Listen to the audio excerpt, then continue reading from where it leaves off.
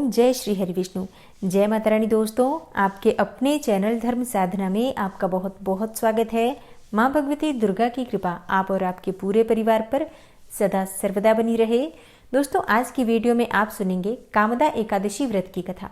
कामदा एकादशी जो कि चैत्र मास के शुक्ल पक्ष में आती है और इस एकादशी पर व्रत धारण करने से, विधि विधान से भगवान श्री विष्णु की पूजा आराधना करने से मन की समस्त कामनाएं पूर्ण होती हैं। और कामदा एकादशी हिंदू नववर्ष की प्रथम एकादशी है। इस एकादशी पर भगवान वासुदेव अर्थात वसुदेव के पुत्र श्री कृष्ण का पूजन किया जाता है और आज के दिन गरीबों को और ब्राह्मणों को दान देने का विशेष महत्व माना गया है। तो सबसे पहले भगवान श्री कृष्ण का मन में ध्यान कीजिए, उसके बाद कामदा एकादशी व्रत की कथा का श्रवण करते हैं। और हाँ, वीडियो को पूरा देखेंगे तो अंत में आपको पारण समय की भी संपूर्ण जानकारी दी जाएगी। कामदा एकादशी व्रत की कथा। पुलकित मन से भगवान श्री कृष्ण को कोटि कोटि नमस्कार करने के बाद धर्मराज युधिष्ठिर ने भगवान श्री कृष्ण से प्रार्थना की, हे महाराज, हे भगवान, हे जगदीश्वर, चैत्र मास के कृष्ण पक्ष की एकादशी का विस्तार पूर्वक वर्णन सुनने के बाद अब मेरी इच्छा चैत्र मास के शुक्ल पक्ष की एकादशी के नाम, महात्म्य, पूजा विधान आदि के बारे में विस्तार पूर्वक जानने की है। तब भगवान श्री कृष्ण ने कहा, हे राजन, यही प्रश्न एक बार महाराज दिलीप ने महर्षि वशिष्ठ से पूछा था। तब वशिष्ठ जी ने जो कथा महाराज दिलीप को सुनाई थी वही मैं आपको सुनाता हूँ, आप ध्यान पूर्वक सुनिए। बहुत समय पहले की बात है। रत्नपुर नामक एक नगर पर अनेकों ऐश्वर्यों से युक्त पुंडरीक नाम का एक राजा राज्य करता था।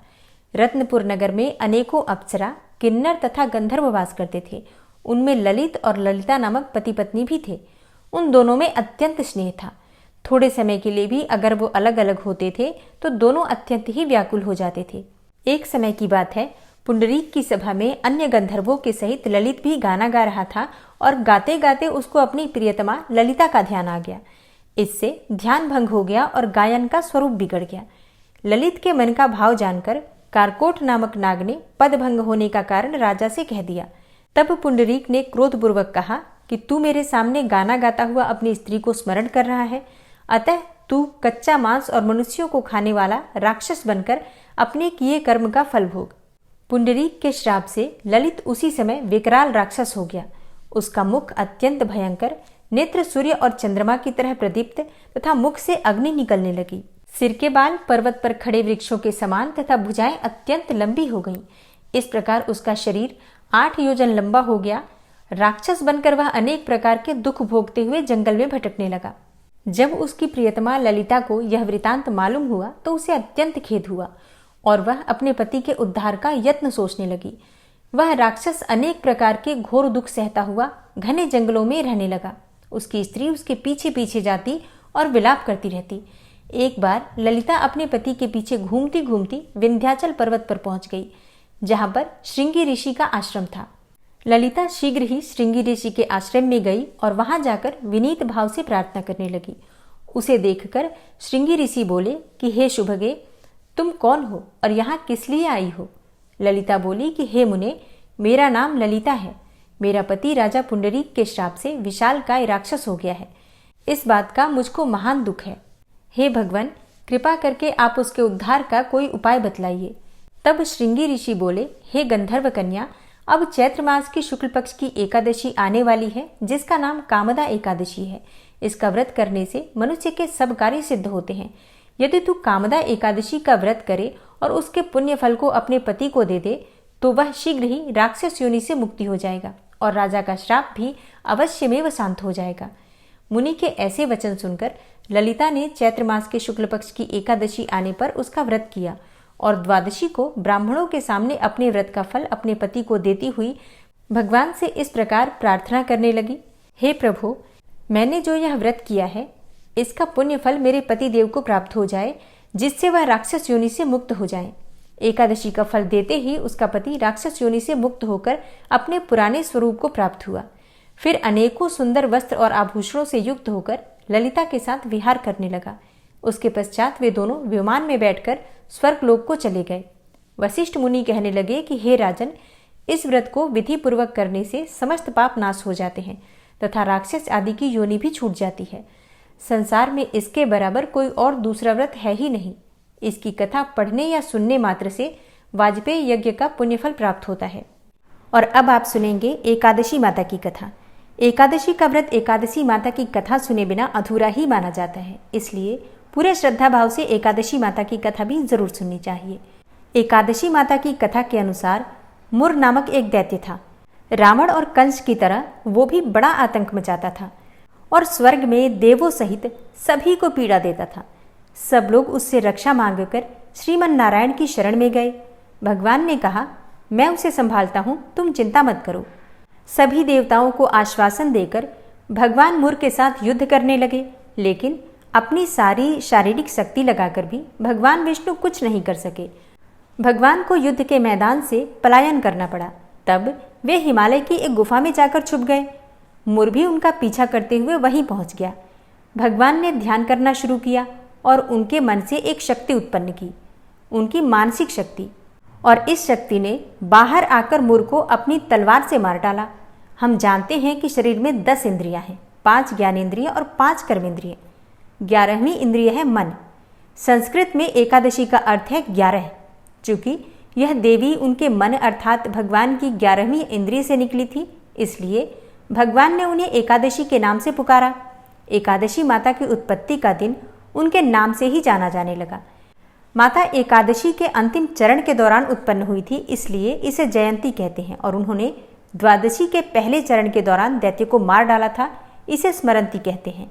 अब एकादशी के दिन व्रत क्यों करना चाहिए, भोजन क्यों नहीं करना चाहिए, तो इस बारे में भगवान ने घोषणा की कि एकादशी के दौरान देवी के इस महान कार्य के कारण पूरे जगत में कोई भी पाप नहीं रहेगा। लेकिन पाप तो पहले से ही है। जब उसने यह सुना तो पाप पुरुष आश्रय की तलाश में इधर उधर भागने लगा। एकादशी के दौरान वह कहाँ रहेगा? वह जहां भी गया सभी ने उसे आश्रय देने से इनकार कर दिया। तब अंत में भोजन अर्थात अन्न एकादशी के दौरान उसे आश्रय देने के लिए सहमत हो गया। इसके बारे में एक श्लोक है, यानि कानि च पापानि ब्रह्महत्यादिकानि च अन्नमाश्रित्य सर्वाणि तिष्ठन्ति हरिवासरे अघम स केवलम भुंक्ते यो भुंक्ते हरिवासरे। तो एकादशी के दौरान सभी पाप भोजन में ही आश्रय लेते हैं, और जो कोई मनुष्य इस दौरान यानी एकादशी के दौरान भोजन करता है, ये पाप उस व्यक्ति में प्रवेश करेंगे और रोग, समस्या, हानि, परेशानी इत्यादि बन जाएंगे। इसलिए एकादशी के दिन व्रत धारण करना चाहिए। भगवान विष्णु ने कहा कि जो भी मनुष्य एकादशी के दिन व्रत धारण करेगा उसके समस्त पाप नष्ट हो जाएंगे और उसे अंत में विष्णुलोक की भी प्राप्ति होगी। एकादशी को विष्णु भगवान की कन्या भी कहा जाता है, क्योंकि वह भगवान की मानस पुत्री हैं। उनकी मूर्ति पुरी जगन्नाथ मंदिर और द्वारका धाम में भी है। भगवान के धर्म की रक्षा के लिए जितने भी अवतार हैं वे सभी एकादशी के दिन ही हुए हैं, इसलिए यह इतना पवित्र दिन है। एकादशी व्रत का प्रभाव बताते हुए भगवान श्री कृष्ण ने धर्मराज युधिष्ठिर से कहा, गालव मुनि का भद्रशील नाम का एक पुत्र था। भद्रशील ने छोटी उम्र से ही एकादशी व्रत का पालन करना शुरू कर दिया। मुनि ने उन्हें ऐसा करने के लिए कभी नहीं कहा था। एक बार मुनि ने भद्रशील से पूछा कि उन्हें इस व्रत को करने को किसने कहा है। भद्रशील ने कहा कि मैं तो कई जन्मों से एकादशी का व्रत करता आ रहा हूँ। आमतौर पर किसी को भी अपना पिछला जन्म याद नहीं रहता। जब तक आप माँ के गर्भ में होंगे तब तक आपको पिछले जन्मों की याद रहेगी, लेकिन जन्म से ठीक पहले यह स्मृति मिट जाती है। लेकिन भद्रशील को पिछले जन्म की याद उस समय भी थी। यह एकादशी व्रत की शक्ति थी जिसका वे पालन करते थे। वे एक पूर्व जन्म में धर्मकीर्ति नामक राजा थे। धर्मकीर्ति बहुत क्रूर था, उसे कोई पसंद नहीं करता था। ऐसा कोई पाप नहीं था जो उसने नहीं किया हो। एक बार वह अपने सैनिकों के साथ शिकार पर गया। उसने एक हिरण को देखा और अपने सैनिकों को उस हिरण को चारों ओर से घेरने के लिए कहा। राजा ने कहा कि जो भी उस हिरण को भागने देगा उसका पूरा परिवार मार डाला जाएगा। हिरण ने यह सुना और सोचा, बेचारे सैनिक, मैं उनमें से किसी को कुछ भी नहीं होने दूंगा। हिरण राजा के पास से निकल भागा। राजा ने हिरण का पीछा किया। सूर्यास्त होते राजा एक घने जंगल के अंदर फंस गया। हिरण कहीं दिखाई नहीं दे रहा था। राजा ने एक पेड़ के नीचे रात बिताई। उसने दिन भर में कुछ भी नहीं खाया था। उसे चारों ओर से खतरनाक जानवरों के गुर्राने की आवाज़ भी सुनाई दे रही थी। वह सो भी नहीं सका। राजा ने डर से श्रीहरि परमात्मा से प्रार्थना करना शुरू कर दिया। फिर सुबह होते ही उसकी मृत्यु हो गई। यमदूत आए और उसे यमराज के पास ले गए। यमराज ने पूछा, तुम लोग इन्हें यहाँ क्यों लाए हो? इनका स्थान तो वैकुंठ में भगवान महाविष्णु के बगल में है। यमदूतों ने यमराज से कहा, लेकिन राजन, यह तो महापापी है। यमराज बोला, नहीं, वह सब चला गया है, ये अब बिल्कुल पवित्र है। जिस दिन इसकी मृत्यु हुई वह एकादशी थी। उन्होंने दिन भर उपवास किया और रात में जागते हुए श्रीहरि का स्मरण किया। उनके सारे पाप दूर हो गए, ये पवित्र हो गए। तब यमराज ने स्वयं एक स्वर्ण रथ बुलवाया और राजा को वैकुंठ भेज दिया। इसके बाद जब लोगों को इस बारे में पृथ्वी पर पता चला तो वे सभी एकादशी का पालन करने के लिए और अधिक उत्साहित हो गए। तो प्रेम से बोलिए, एकादशी माता की जय। एकादशी के दिन भगवान श्री हरि विष्णु की कृपा की प्राप्ति के लिए श्रीमद् भगवद गीता का पाठ पढ़ना चाहिए या फिर सुनना चाहिए, विशेषकर श्रीमद् भगवद गीता का 11वां अध्याय। तो आज आप सुनने वाले हैं श्रीमद् भगवद गीता का 11वां अध्याय। भगवान श्री कृष्ण का ध्यान कीजिए और अपने हृदय में उन्हें विराजमान करके ओम नमो भगवते वासुदेवाय नमः इस मंत्र का उच्चारण कीजिए। फिर पूरे भक्तिभाव से इस पाठ का श्रवण करते हैं। अर्जुन ने कहा, हे भगवान, मुझ पर कृपा करके गुप्त आध्यात्म विषयक वचन जो आपने मुझसे कहे उससे मेरा मोह दूर हो गया। हे कमल नेत्र, मैंने जीव की उत्पत्ति, नाश और आपका अक्षय महात्मा आपके मुखारविंद से विस्तार पूर्वक सुना। हे पुरुषोत्तम, हे परमेश्वर, आपने जैसा वर्णन किया आपका वह रूप देखने की मेरी बड़ी प्रबल इच्छा है। तो हे योगेश्वर, हे मधुसूदन, आप यदि मुझे उसको देखने योग्य समझें तो अपना वह अव्यय रूप भी मुझे दिखाइए। श्री भगवान ने कहा, हे पार्थ, नाना प्रकार के, नाना वर्णों के और नाना आकार में मेरे शत शत सहस्त्र सहस्त्र रूपों को देखो। हे भारत, तुम वसु, रुद्र, अश्विनी कुमार, मरुदगण और पहले कभी न देखे थे ऐसे आश्चर्य देखो। हे गुणाकेश, चराचर सहित यह जगत तथा जो देखना चाहो तुम यहाँ मेरी देह में देख लो, परंतु इन नेत्रों से तुम मुझे नहीं देख सकोगे, इसलिए मैं तुमको दिव्य नेत्र देता हूँ, उनसे मेरा दिव्य रूप देखो। संजय ने धृतराष्ट्र से कहा कि हे राजन, इस प्रकार श्री कृष्णचंद्र जी ने अर्जुन से कहा और दिव्य दृष्टि देकर अपना अलौकिक रूप दिखाया। उस विश्वरूप के अनेकों मुख, नेत्र और अद्भुत दृश्य थे और उसमें अनेकों सुंदर सुंदर आभूषण और आयुध सुसज्जित थे। देह पर दिव्य गंध और वस्त्र लगे थे। उस समस्त आश्चर्य में अनंत देव के सब और मुख दिखाई देते थे। आकाश में यदि हजारों सूर्यों की प्रभा एक साथ हो तो उस महात्मा की प्रभा की समता न कर सके। उस समय अर्जुन ने देवाधिदेव के शरीर में अनेकों प्रकार से विकल समस्त जगत को एकत्रित देखा। अर्जुन आश्चर्यचकित हो गया, शरीर रोमांचित हो गया। उसने शीश नवाकर हाथ जोड़कर कहा, हे देव, तुम्हारी देह में सब दोष, भिन्न भिन्न प्राणियों के समुदाय, कमलासन पर बैठे हुए देवताओं के ईश ब्रह्मा, संपूर्ण ऋषि और दिव्य सर्पों को मैं देखता हूँ। हे विश्वेश्वर, तुम्हारे अनेकों भुज, अनेकों उदर, अनेकों मुख, अनेकों नेत्र हैं। तुम्हारा रूप अनंत है। तुम्हारे अंत तथा आदि को मैं नहीं देखता, किंतु समस्त विश्व में तुम्हारा रूप देखता हूँ। तुमको किरीट युक्त गदा, चक्रधारे चारों ओर से दे दीप्यमान, तेजो राशि सर्वत्र चमकते हुए अग्नि तथा सूर्य के भांति प्रकाशवान, दुर्निरीक्ष और अपरंपार देख रहा हूँ। मेरे मत से तुम ही ब्रह्म, जानने की वस्तु, विश्व के महान आधार, नित्य सनातन, धर्म के रक्षक, पुराण पुरुष हो। मैं आपको आदि मध्य तथा अंत से रहित अनंत शक्ति, अनंत भुज चंद्र, सूर्य नेत्र, जिसके कांतिमान अग्नि के सदृश्य मुख वाला, अपने तेज से इस संपूर्ण संसार को तपते हुए देख रहा हूँ। हे महात्मन, पृथ्वी और आकाश के मध्य की वह अनंत और संपूर्ण दिशाएं आपसे व्याप्त हो रही हैं। आपके इस अद्भुत और उग्र रूप को देखकर तीनों लोग भयभीत हो रहे हैं। यह देवताओं के समूह तुम्हारी शरण में आ रहे हैं। उनमें कितने ही भयभीत होकर हाथ जोड़कर तुम्हारी प्रार्थना कर रहे हैं। महर्षियों और सिद्धों का समूह स्वस्ति कहकर नाना प्रकार से तुम्हारी प्रशंसा कर रहा है। रुद्र, आदित्य, वसु, साध्य, विश्वदेव, अश्विनी, मारुत पिता, गंधर्व, यक्ष, असुर, सिद्ध और इनके संग विस्मित होकर आपकी ओर देख रहे हैं। हे महाबाहो, अनेकों नेत्र, बहुजांग, पेट, कराल, दंत युक्त तुम्हारा यह विशाल रूप देखकर सब अत्यंत भयभीत हो रहे हैं और मैं भी घबरा रहा हूँ। आकाश तक पहुंचे हुए प्रकाशमान और अनेकों वर्ष से फैलाए हुए मुख के जलने वाले विशाल नेत्रयुक्त तुमको देखकर हे विष्णु, मेरा जी घबरा रहा है। मुझसे धैर्य धरा नहीं जाता और चित्त स्थिर नहीं होता।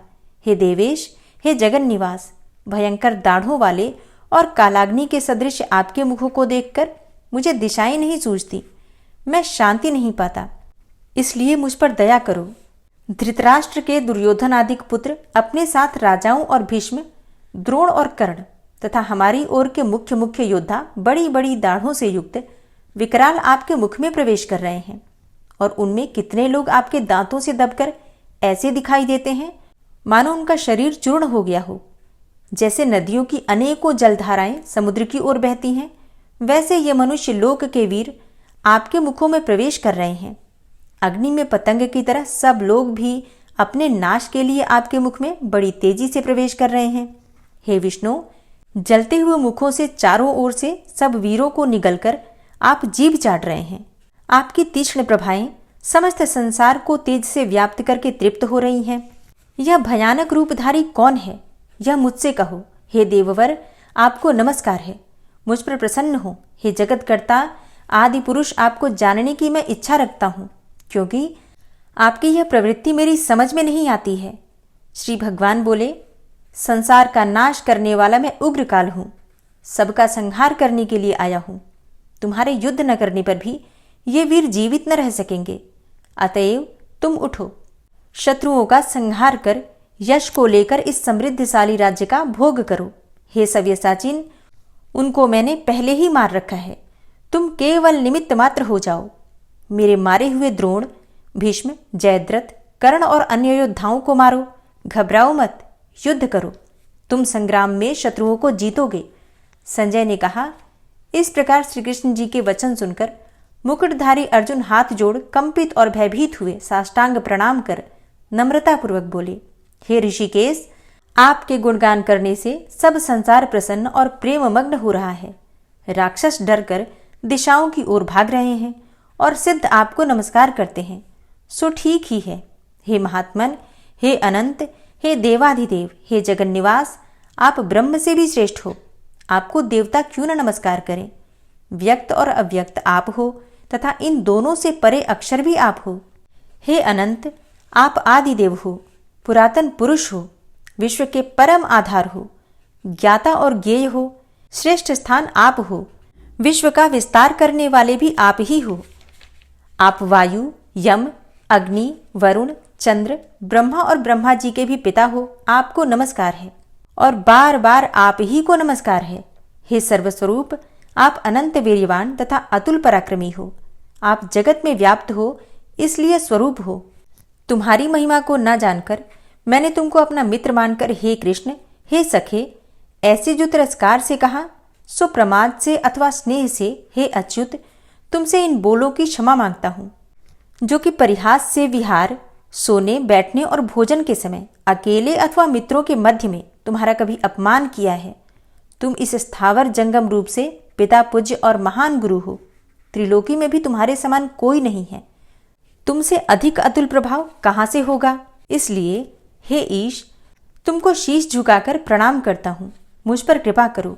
हे देव, जैसे पिता पुत्र के, मित्र मित्र के और प्रिय प्रिया के अपराध क्षमा करता है, वैसे ही तुम मेरे अपराध क्षमा करो। हे देव, पहले कभी नहीं देखा ऐसा आपका रूप देखकर मैं प्रसन्न हूँ, और भय से मेरा मन व्याकुल भी है, इसलिए वही पहला रूप मुझे दिखाओ। और हे देवेश, हे जगन्निवास, आप प्रसन्न हो। हे सहस्त्रबाहु, हे विश्वमूर्ति, मैं फिर आपको वही किरीट, गदा, औश्र, हाथ में चक्र धारण किए हुए देखना चाहता हूँ।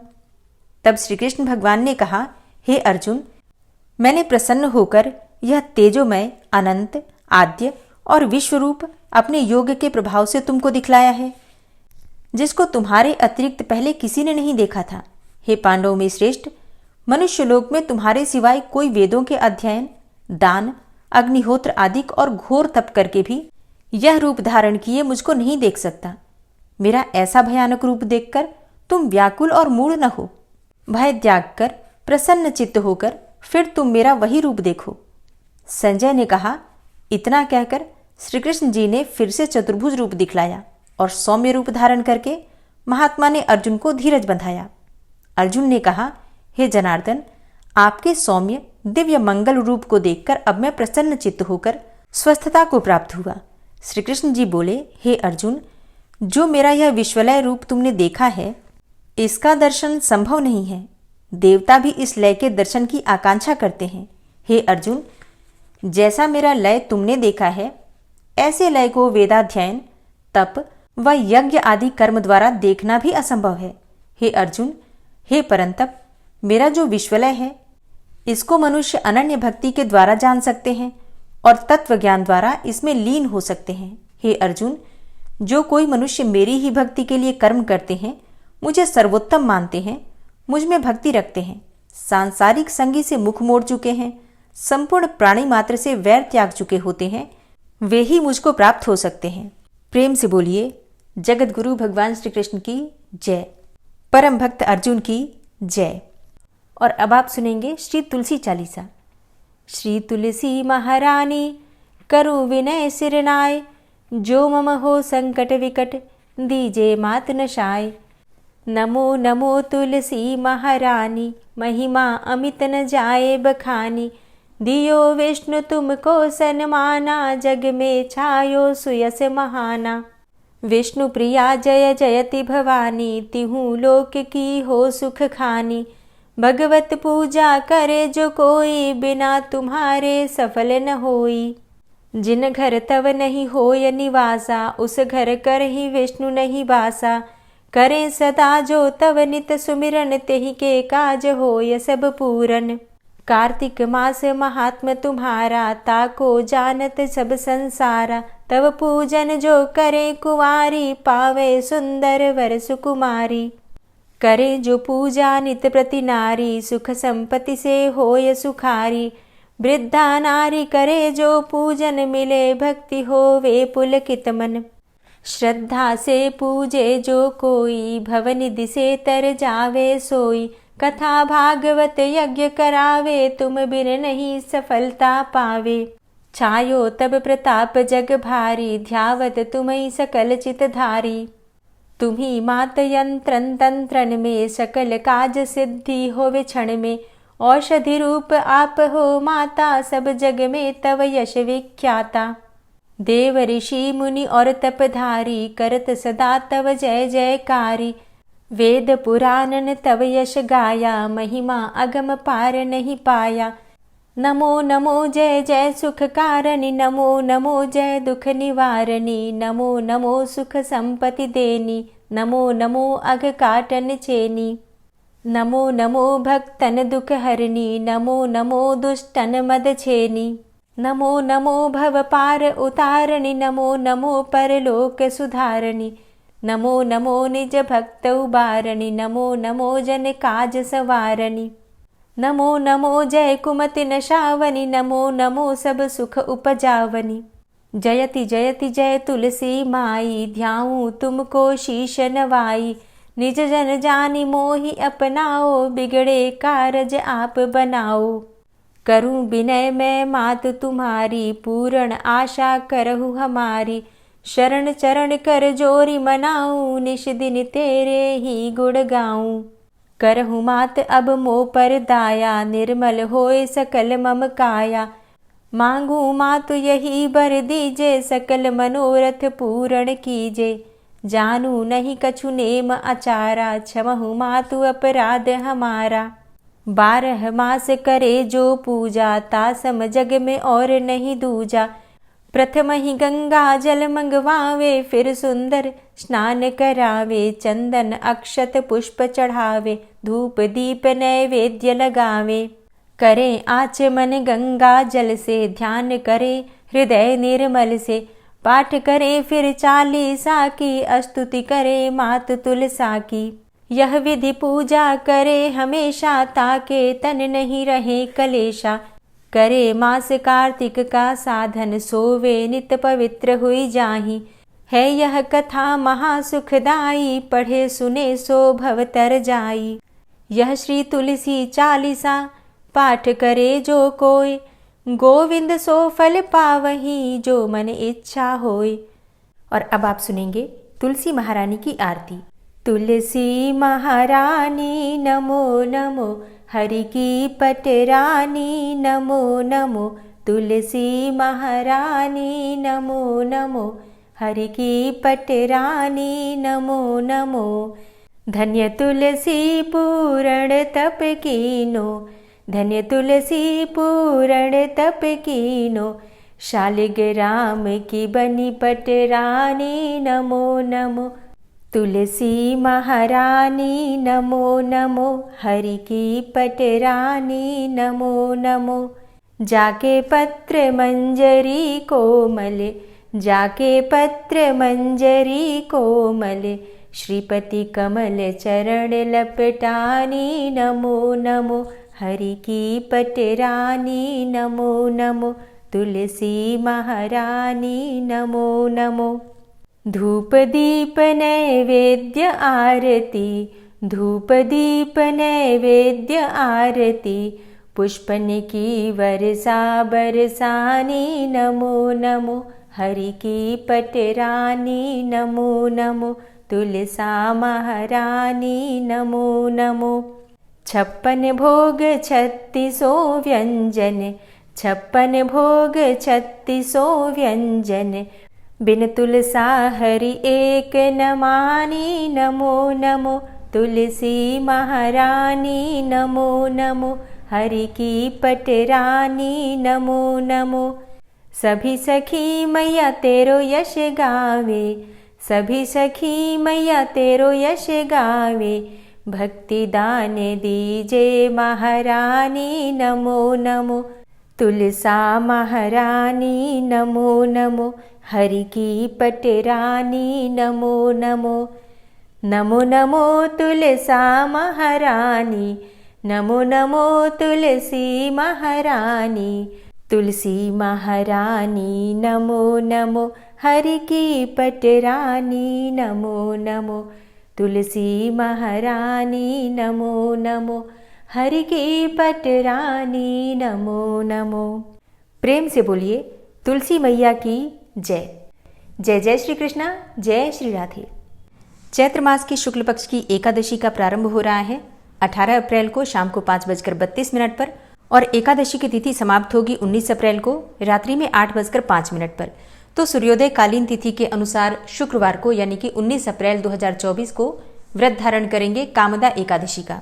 अब बात करें कि एकादशी व्रत का पारण हमें कब करना है, तो देखिए एकादशी व्रत का पारण हमेशा द्वादशी तिथि में किया जाता है और द्वादशी तिथि प्रारंभ हो रही है 19 अप्रैल को रात्रि में 8:05 पर और समाप्त होगी 20 अप्रैल को रात्रि में 10:41 पर। तो 19 अप्रैल को कामदा एकादशी का व्रत धारण करेंगे और 20 अप्रैल 2024 यानी कि शनिवार के दिन एकादशी व्रत का पारण करेंगे। और एकादशी व्रत के पारण में एक और चीज का ध्यान रखा जाता है, हरिवासर की समाप्ति का। और सूर्योदय के बाद ये व्रत खोला जाता है। तो हरिवासर तो देखिए रात में ही समाप्त हो जाएगा। बहुत से भक्त हैं जो कि हरिवासर नहीं जानते हैं, तो उनके लिए बता दूं, द्वादशी तिथि प्रारंभ होने के बाद जो 1/4 समय होता है लगभग 5 या 6 घंटे का, उस समय को हरिवासर कहते हैं। तो हरिवासर तो 20 अप्रैल की रात्रि में ही समाप्त हो जाएगा और 20 अप्रैल को सूर्योदय काल का समय रहेगा सुबह 6:05 पर। तो एकादशी व्रत के पारण का शुभ मुहूर्त है 20 अप्रैल 2024 शनिवार के दिन सुबह 6:05 से 9 बजे तक। एकादशी व्रत में पारण के शुभ मुहूर्त का ध्यान जरूर रखना चाहिए। अगर हम शुभ मुहूर्त में अपना व्रत नहीं खोलते हैं तो हमारे किए गए व्रत का संपूर्ण फल या यूं कहें कि कोई भी फल नहीं मिलता है। इसलिए शुभ मुहूर्त का ध्यान रखिए, इसी शुभ मुहूर्त में आपको अपना व्रत खोल लेना चाहिए। तो दोस्तों उम्मीद करती हूँ कि आज की वीडियो आपको ज़रूर पसंद आई होगी। वीडियो पसंद आई हो तो वीडियो को लाइक ज़रूर किया कीजिए और अगर संभव हो तो वीडियो को ज़्यादा से ज़्यादा शेयर कीजिए। चैनल पर पहली बार आए हैं और अगर अभी तक आपने इस चैनल को सब्सक्राइब नहीं किया है तो आज की वीडियो अगर आपको अच्छी लगे तो चैनल को सब्सक्राइब करके बेल आइकन को ज़रूर प्रेस कर लीजिए। इससे ये होगा कि इस चैनल पर जो भी नई वीडियो अपलोड होंगी उनकी नोटिफिकेशन आपको सही समय पर प्राप्त होगी। मिलती मैं आपसे अगली वीडियो में, तब तक के लिए जय श्री राधे।